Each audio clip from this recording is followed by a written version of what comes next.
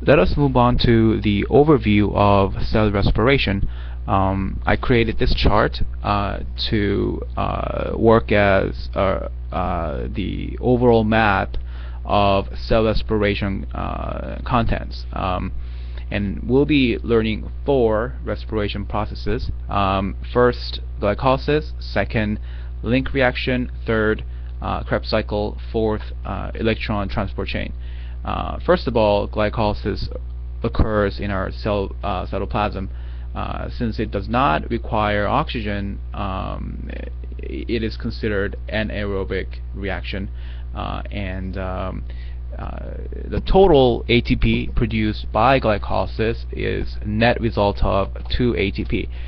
And we'll be discussing what net 2 ATPs mean. Next reaction, at the end of glycolysis, pyruvate is formed, and if oxygen is present, the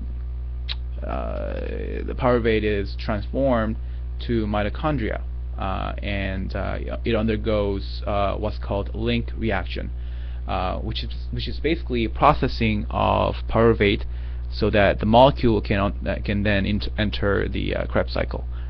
Both link reaction and the Krebs cycle occur in mitochondrial matrix, and link reaction itself does not really produce any ATPs. So as I said, it's more a preparation phase within the mitochondrial matrix, and once pyruvate is processed, the molecule then enters the Krebs cycle, and the Krebs cycle produces a total of 2 ATPs.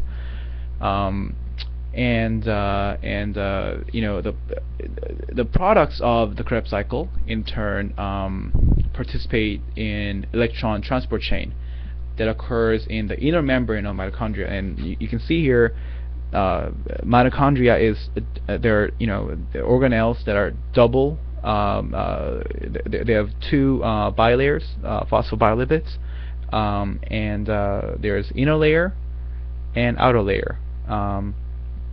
And these electron transport chain, they occur inner membrane, in the inner membrane of mitochondria, and we'll discuss more about the structure of mitochondria and how the overall process occurs.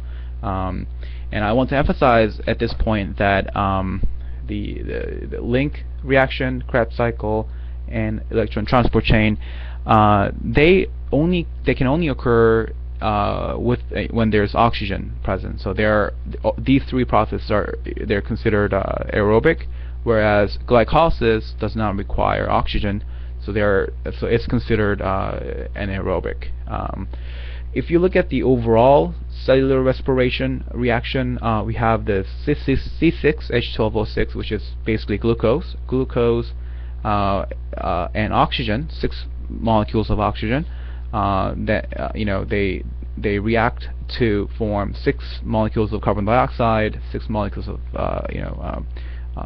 water, and energy in a form of heat, as I said before, and a total of 38 ATPs. We're gonna do some calculations later to show why this is the case. Okay, and let's now move on to glycolysis.